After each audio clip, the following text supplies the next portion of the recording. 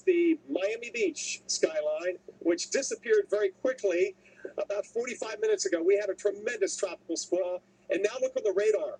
It's been pounding up in Broward County. Lauderdale, we had an earlier tornado warning in north central Broward. That expires or will expire at 5:15. Now off the coast, we have a special marine warning. That includes areas off this coast in Broward County. Those storms are coming in from the east. And as they transition on shore, there could be a concern for tornadoes because that one's been issued for the risk of waterspouts out of the Atlantic. So watch those come in. Stay with us. We're going to stay right here until 10 o'clock tonight Eastern. And as squalls come in, we will be showing you them live here on the Weather Channel. You get a sense of how hard it rains and how hard the wind blows with these squalls. Right now, the wind's running about 20 miles an hour. It's a nice breeze considering the heat index this afternoon in some areas of South Florida was up at about 105 degrees. I know, imagine that. But it's a very hot environment, very juicy environment. Remember, the water temperatures are in the upper 80s here and close to 90 between Key West and Cuba. So that gives grounds for the possibility and a likelihood that Irma will re-strengthen. Speaking of Key West, here's the camera from down there. Earlier today, they had a squall with a gust of 69 miles an hour. By the way, at Key West Naval Air Station, they've got a skeletal staff, and they're hunkered down in a building that's built for Category 5 hurricanes. Hopefully everybody else at Key West has gotten out of town, and for that matter, all of the Florida Keys as we roll on through tonight, tomorrow. That's where the worst of the weather is going to be first. All right, John Berman in Miami. Hurricane Irma has begun making the turn to the north. We are feeling consistent winds now here in Miami, 30 miles an hour, maybe a little bit more, and they probably won't go down for 24 hours right now. Here to stay as this storm moves ever closer to the Florida Peninsula. Joining me now, David Halstead, the former Director of Emergency Management in the state of Florida. David, thanks so much for being with us, talking about the wind, but it does seem that the real concern right now is the storm surge, particularly on the west coast of Florida, talking about 10 to 15 feet in some places. And when you hear from the governor, when you hear from the director of FEMA, that's what they're watching so very closely. Why is it such a threat? The storm surge, especially on the west coast, that's a lower area than we are here, even Miami. 10, 15 feet would have been a real problem here. Over there, it's really a hazard and a concern for life safety. So the governor and certainly Administrator Long are all saying the right things, as are the local officials. Remember, the people are listening to their local officials. That is, evacuate or get to a shelter. We saw long lines today at a shelter, but that cleared up, and now those folks are in a safe environment. And to be clear, Drew Gifford was at that shelter with a long line. Everyone's inside now, and there still is space there. Some of the free buses have stopped running. You have to get yourself there. That's a little bit of a concern. People need to evacuate from these low-lying areas. Why do they need to listen so carefully? They need to listen so carefully because people are going to die because of water. Yep. Rarely are they going to die because of the winds. Rarely are they going to die from other causes. What they're going to die from is flooding and storm surge. And right now, storm surge has the potential of being the real killer on the West Coast, and still a big concern here on the East Coast. And I'm still very concerned, and I think everyone is, about what's going to happen down at the Keys as that storm moves through. The Keys may feel a direct hit in just a few hours as the storm passes over. Let's come here to Miami, because may not get a hit from the eye, but probably expecting hurricane force winds, at least gusts, and a storm surge of 3 to 6 feet. What should the message be to the people here who've probably been inside for days now watching, now saying, hey, the eye might not hit here? What should they be careful of? Well, I think all of Florida should follow Miami-Dade and Miami Beach's approach to this. They're taking this exceptionally seriously. They're going to stay sheltered down. They're going to stay off the roadways until the hurricane force winds and tropical storm winds have gone by. And then another danger has the potential of coming behind it. That is people coming out too early, becoming injured, driving on flooded streets, not looking for down power lines. So we still got some dangers even after the storm. But so far, this area in particular has obeyed those evacuation orders. Yeah. Don't come back. Do not come back until you are told to. David, hang on one second. We have some pictures here I want to show people on I-4. This is I-4, the famous highway that goes across the state of Florida right now. We're seeing a lot of cars there, long lines, people trying to move inland from the west. They still have a little time that far north, David. What should they be thinking? They should be thinking, let's evacuate, let's get to a shelter, or let's get into a home that's been fortified to withstand certainly Category 3 type storm winds, because that looks like what Central Florida, according to our meteorologists, are going to expect. And again, just to focus on storm surge for one brief moment, when we say, 3 to 6 feet or 10 to 15 feet, it's not as if there's a wave and then it goes away. That water sticks around. It stays around until the winds change, and then typically those winds will push it back offshore. But we could be talking 4, 5, 6 hours of these large amount of water and high water into these areas. And that means up until the first stories of a house or so. Just one last thing, the Florida Keys, again, we're saying they may get a direct hit. What could happen there? Will they be cut off? They could be cut off. What we planned for when we were at the division, Craig Fugate and I, we planned for a Category 4 or 5 hitting the Keys, not so much destroying the bridge, because those bridges are pretty intact, but all of the ways onto the bridges are susceptible to high water and high waves. So if it cuts off the roadway to get to a bridge, you might as well down the bridge because you can't get to them by land. So therefore, you've heard Administrator Long talk about naval vessels, helicopters. That's going to be the only way to get to those folks at one end of the Keys if they are cut off. All right, David Halstead, former Director of Emergency Management here in Florida. I hope people have been listening to you, heeding the warnings from you and from all the current officials now, warning people to evacuate while they still have time. Hurricane Irma, again, making that bend now to the north, very close to the Florida Keys, inching toward the peninsula itself. CNN Special Live coverage continues right after this. Well, 3 feet of storm surge is deadly, is why they put up the storm surge warning, Maria. You're right. And that's what they're concerned about by putting up a warning to get everybody attuned to it. But they have another product, and it's called the potential storm surge flooding. It's not a forecast, but it's guidance for emergency managers so they know how high could the water be in their town that they're responsible for, or their county. And this is that map that emergency managers are looking at. And look at the colors here. 9 feet and above is the red, and 6 to 9 feet is the orange. And we're talking about above dry ground. So if you're standing at where the highest the water ever comes any day, and then 6 feet, 9 feet, or higher is how high water we're talking about. If we see red here, and look at the red. Look at the red all over, going down to the Naples area here. And look at this here. That's a major as we look at Pelican Bay, Naples, there's the Tamiami Trail. This is well west of the Tamiami Trail. So when they initially came out with evacuations in Naples, they said just this side of the Tamiami Trail, but now east of the Tamiami Trail. That is potentially deep water there because there's going to be this tremendous push of Gulf water. Let's go north a little bit farther on the southwest coast of Florida, up to the Fort Myers area. And here you see Captiva Island out here, Fort Myers Beach. Look at the reds. Red is 9 feet or higher above dry ground, not the normal water level higher. And it being forced up in It's just unbelievable. This is the Caloosahatchee River here. There's the town of Fort Myers there. The water pushes way up the river. So way back into the eastern parts of Fort Myers, they have storm surge threats. All right, let's go to Tampa Bay. Tampa Bay has some more high ground in and around it, but downtown Tampa is up in here. Here you see Old Tampa Bay. There's Hillsborough Bay. There's the entrance to the Gulf. So the Gulf gets pushed in there.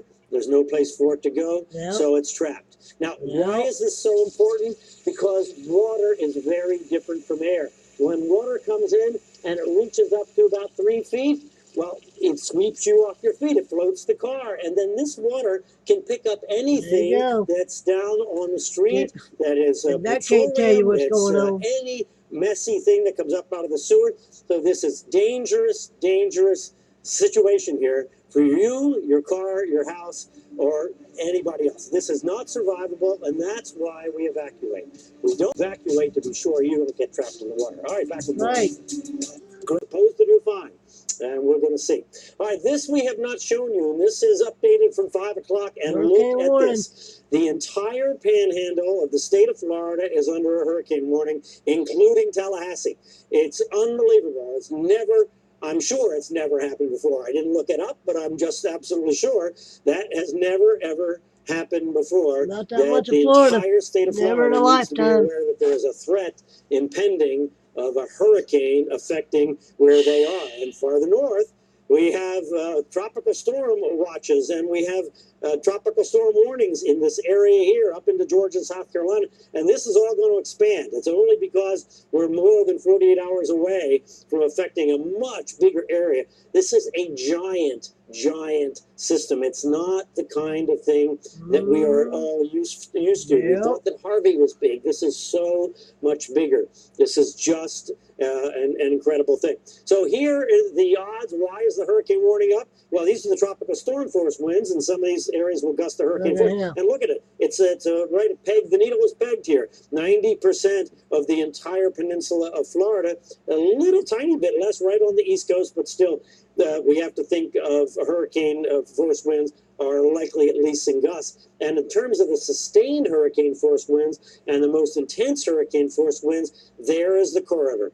Runs right up the west coast from southwest Florida all up to Tampa Bay. And as we go forward in time, this will increase to the north. The odds will increase, I think, going up very close to the Georgia line. Now, as we get farther north, the storm is going to weaken, and so it won't be as strong, but it will get bigger as it goes on up the coast. And that's just going to make the power outage problem some kind of epic phenomenon, we think. Here's what a model says. It looks at the wind speeds, it looks at the soil moisture, it looks at all kinds of things, and it calculates, look at the area expected to have widespread power outages. That doesn't mean everybody's power is going to be out. That just means a lot of power is going to be out. And how are they going to have enough trucks and people to put that back on?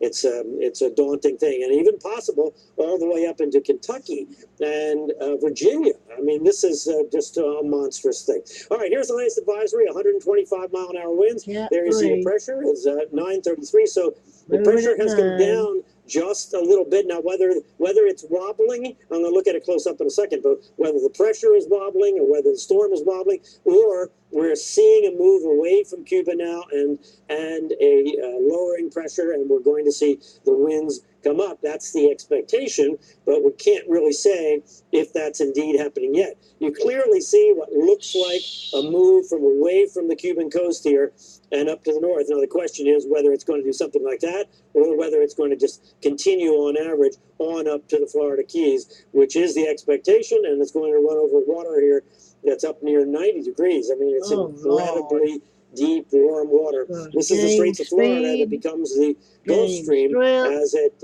moves on between Miami and the Bahamas, and then on up off North Carolina and into the North Atlantic.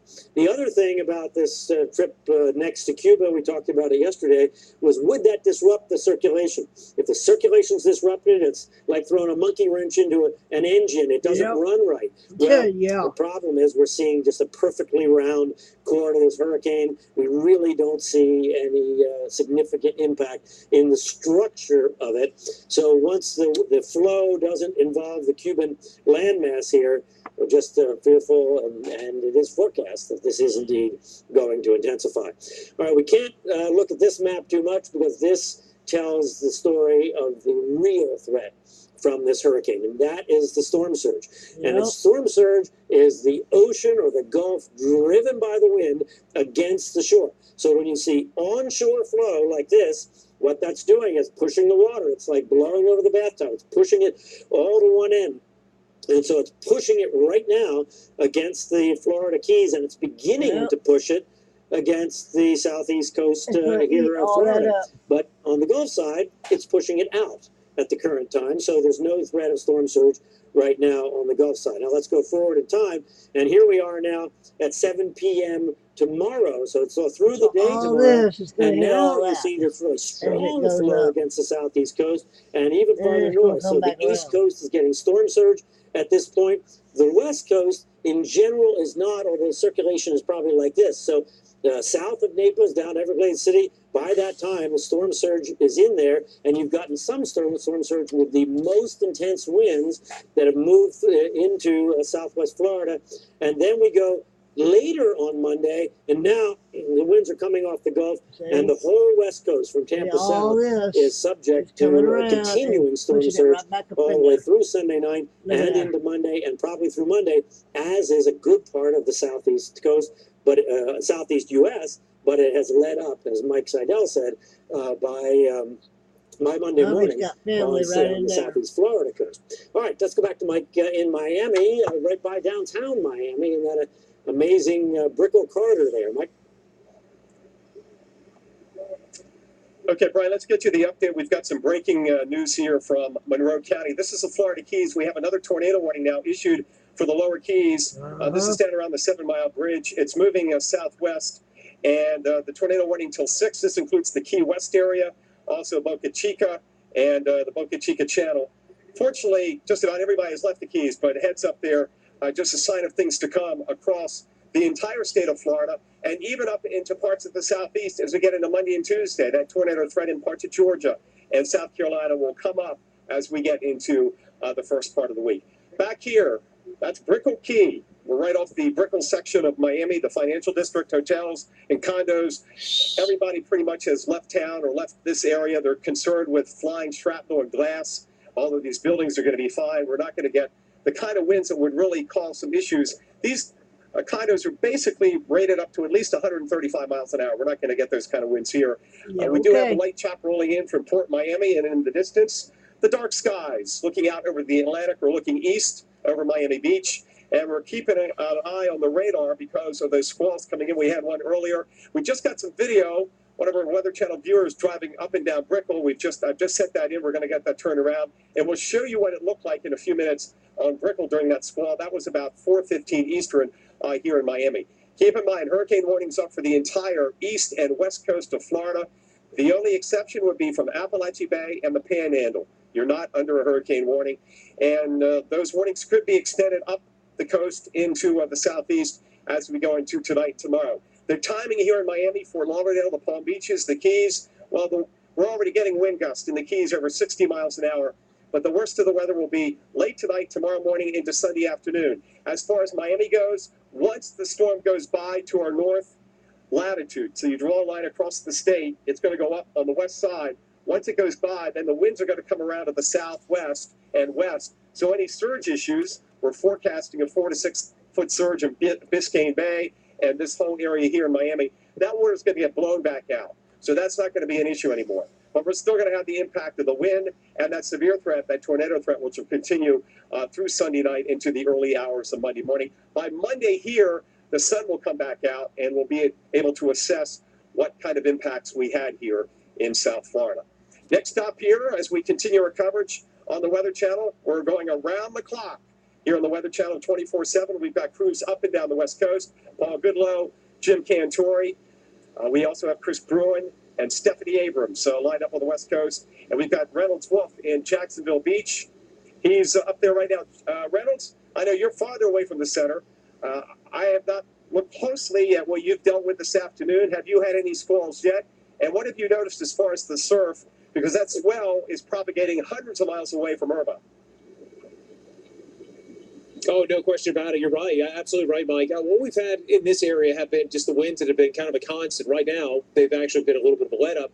What's interesting is high above, we have the gray skies, but every now and then we have a patchwork of blue that you'll see way above. Skies look sure pretty for this time, but I'll tell you, things certainly getting worse as we roll forward over the next several hours. Rain, when it has come through, has been heavy. There's no doubt about that. And rain is going to be one of the big issues that we're going to deal with here in Jacksonville. You think about the potential of anywhere from 8 to maybe even 14 inches of rain. That's going to be a huge issue for a lot of folks. No question about it. Guys, come on through. Come on through.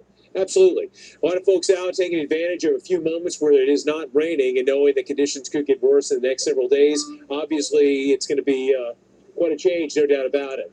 We look across the bridge. That bridge built back in 1941. It's been going up every now and again. We'll have a large vessel that'll come into the calmer waters that you have here, in the very welcoming waters, mind you, of the St. Johns River. Far different story that we're going to have out along the coast itself. Storm surge not quite as strong, not quite as high as we have in other places around Florida, but still certainly something to contend with. But it is the rain and the flooding that's going to come that's going to cause issues. The wind, that's also something that could cause all kinds of problems. You think about things like the trees, you think about the big highway signs. Many of those are going to be subjected just to winds for hours and hours. long duration.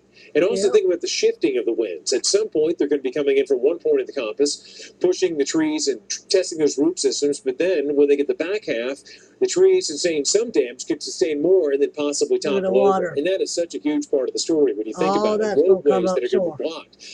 Earlier today, we were showing some fresh video that came out of the Atlanta area. Just lines and lines of these power trucks that are surging their way towards the Florida, Georgia border, setting up and just some key spots. So that once this passes, their job is to get back and to try to restore power. Some semblance of normalcy in a place that'll be ravaged by this massive storm.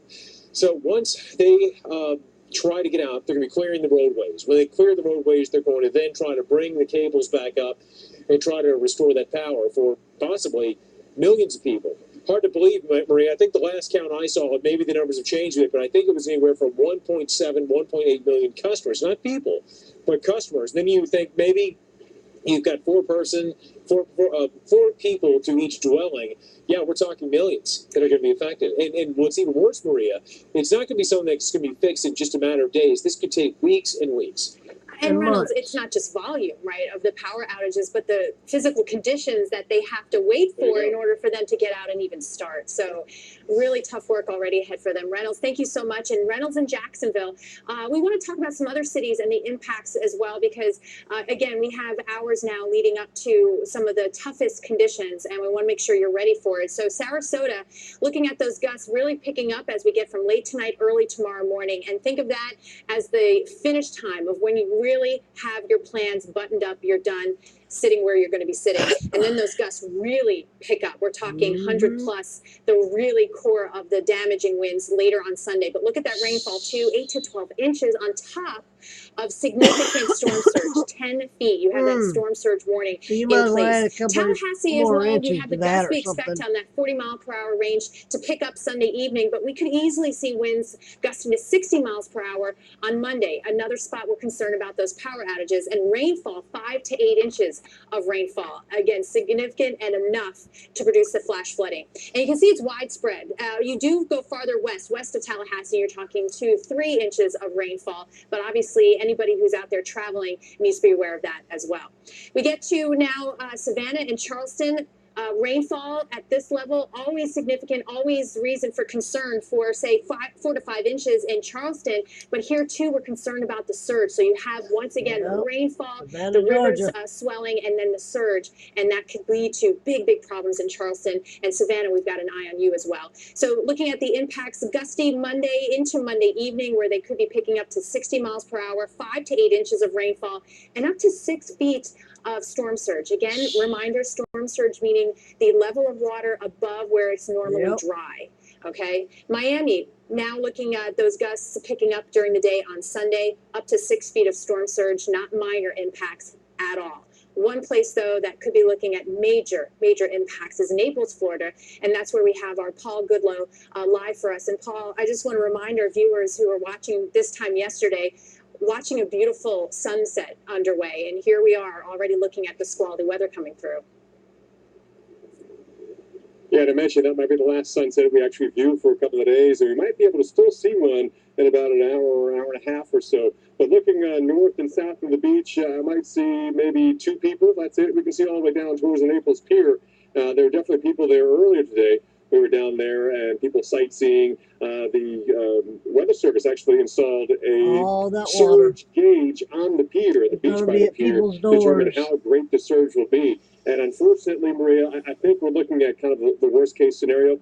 You know, as the model forecasts have pushed the center of Irma farther and farther west over the last, say, 48, 72 hours, that was like the biggest fear coming true here, is having a approaching hurricane this direction because of how long the coastline is. We're going to see a huge push of water here.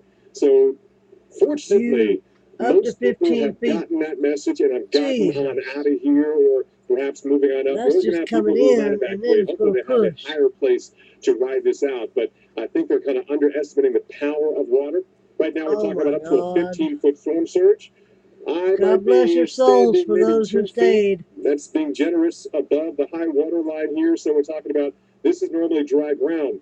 it could be another 13 feet above my head, which means the first floors of these homes, these hotels, these condos inundated with storm surge, and maybe even more than that into the second story as well. So just driving around the city of Naples today, there are a handful of people on the roads, but they're not going anywhere because everything is closed and boarded up. So hopefully, Maria, people are heeding that warning and getting on out with these mandatory evacuations. But I guess the only good news is on the east coast of the state where Mike Seidel is there in Miami, the conditions, the worst case scenario is not coming true there. Still going to be bad, Mike, but not nearly as bad as it could have been if this hurricane would have been maybe 100 miles farther east. Yes, and folks are happy about that, not happy about their friends and neighbors on your side of the coast. And here in the short term, we've got more squalls coming in right off the coast now. We have a special marine warning for waterspouts. And let's look over there. Look how the haze is trying to form. It's not really haze, but the visibility is now coming down between the port, Miami Beach, and also down in Monroe County, the lower end of the Florida Keys. We have a tornado warning until 6, includes the Key West and Boca Chica area. This is just a sign of things to come. Through tonight, tomorrow, even into Monday farther north, we'll keep you updated on the severe weather threat, the storm surge threat, and the destructive wind threat, which will impact millions and knock out power to millions in Florida and other states, including South Carolina and Georgia.